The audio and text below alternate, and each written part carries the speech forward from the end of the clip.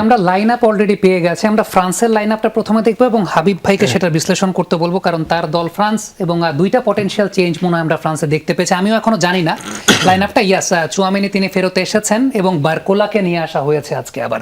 So what's about this particular lineup এবং তারা আসলে কোন প্যাটার্নে খেলবে স্পেনের সাথে? First of all I am very happy to see Barcola, because Desire Doue কিছু ক্ষেত্রে নাম্বার 9 পিওর উইঙ্গার না। আজকের ফ্রান্সের স্ট্র্যাটেজিক্যাল চিন্তা থেকেই বোঝা যাচ্ছে যে উইং দিয়ে কনফিউজ করা হবে। সো কনফিউজ করতে হলে ওলিসে অনেক সময় রাইট উইঙ্গার হয়ে যেতে পারে, ড্যাম্বেলে হয়ে যেতে পারে 10, বারকোলা ইভেন 10 হয়ে যেতে পারে, এমবাপ্পে হয়ে যেতে পারে বারকোলার সাইডে লেফট উইঙ্গার। বারকোলা অনেক সময় স্ট্রাইকার হয়ে ওঠে। এবং যদি ভেরি স্পেসিফিক বলি, পিএসজি সহ ব্র্যাডলি বারকোলা কিন্তু বার্সেলোনার বিপক্ষে সফল এবং যতগুলো অকেশনে দেখা হয়েছে প্রায় সবগুলো অকেশনে সে গোল করেছে।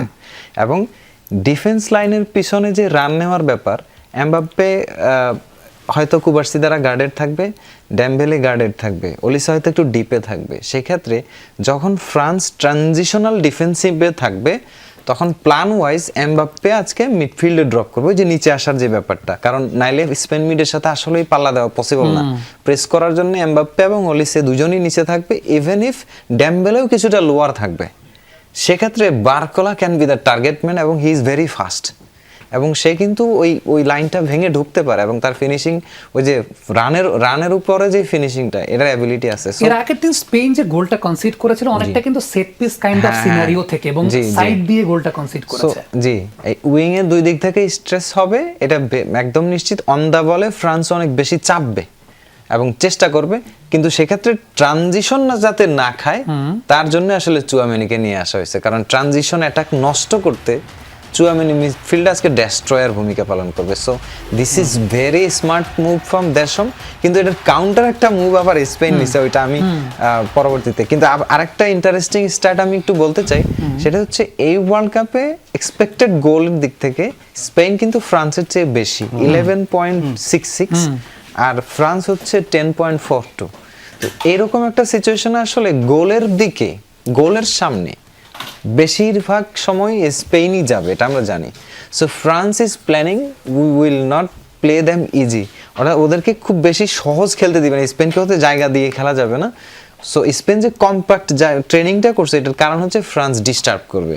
এই কারণে বেশি কাছে থেকে ট্রানজিশনাল বল রিলিজ করে স্পেনের আজকের গেম প্ল্যান কিন্তু লামিন ইয়ামাল, অর্থাৎ লামিন ইয়ামাল একটু রিলিজড স্পেস এরিয়ায় থাকবে, খেলাটাকে ওরা এক জায়গায় জমাট করবে যাতে Lamine Yamal behind the space run নিতে পারে, 1-on-1 হইতে পারে। সো মানে আজকের প্ল্যানে স্পেনের প্ল্যান হলো লামিন ইয়ামাল, ফ্রান্সের প্ল্যানটা হচ্ছে বারকোলা হইতে পারে ট্রানজিশনে। আমি পারভেজের কাছে আসবো স্পেন টিম না, তার আগে আপনার কাছে আমার একটা স্পেসিফিক প্রশ্ন আছে। আমি যদি সেনেগালের এগেইনস্টে ওই দিন ফ্রান্সের গোলটা কনসিড দেখি, সেটাও কিন্তু সাইড থেকেই কনসিড করেছেন। ইভেন আপনি যদি কোয়ালিফায়ার রাউন্ডে তারা যে গোল খেয়েছে সেখানেও কিন্তু সাইড থেকেই, সুইডেন ফ্রান্সকে ডিস্টার্বও করেছে সাইড থেকে। So what's your thought on that, যে আসলে সাইড থেকে আসলে পুরো ফ্রান্স টিমে যদি উইকেস্ট দুইটা পয়েন্ট থাকে, একটা হলো ডিগনে আর একটা হলো কুন্ডে, এবং ডিগনের এই ওয়ার্ল্ড কাপটা কি ভালো যাচ্ছে না এবং কুন্দেও এটাকে ওইভাবে কন্ট্রিবিউট করতে পারতেছে না যেটা তার বেস্ট অ্যাট্রিবিউট। ও কিন্তু এটাকে ভালো কন্ট্রিবিউট করে এবং মিডফিল্ডে জয়েন করলে মিডে একটা এক্সট্রা ম্যান দেয়। বাট একটা ভালো দিক হচ্ছে কুন্দে পরীক্ষিত ইন বার্সেলোনা, সো এই জায়গাটাতে হয়তো বার্সেলোনা স্টাইলটা ও ভালোভাবে আন্ডারস্ট্যান্ড করবে।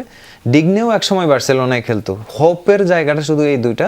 এই কারণে আজকে ডিগনেকে চেঞ্জ না করে মানে অন্য কোনো ফুলব্যাক আনা নেই, কারণ এরা দুইজন বার্সেলোনা সিস্টেমটা চেনে। সো বার্সেলোনা সিস্টেমে যারা চেনে, ডিফেন্ডাররা তো বার্সেলোনা সিস্টেমকেই ডিফেন্ড করে ট্রেনিংয়ে। সো এটা একটা অ্যাডভান্টেজ। এই কারণে আজকে একটা হোপ আছে যে আজকে এই দুজন হয়তো একটু মানে ওই গ্রাউন্ডটা যদি ধরে ফেলতে পারে বার্সেলোনা গ্রাউন্ডটা, তাহলে এখানে কিন্তু মানে Digne is not a match for Lamine Yamal.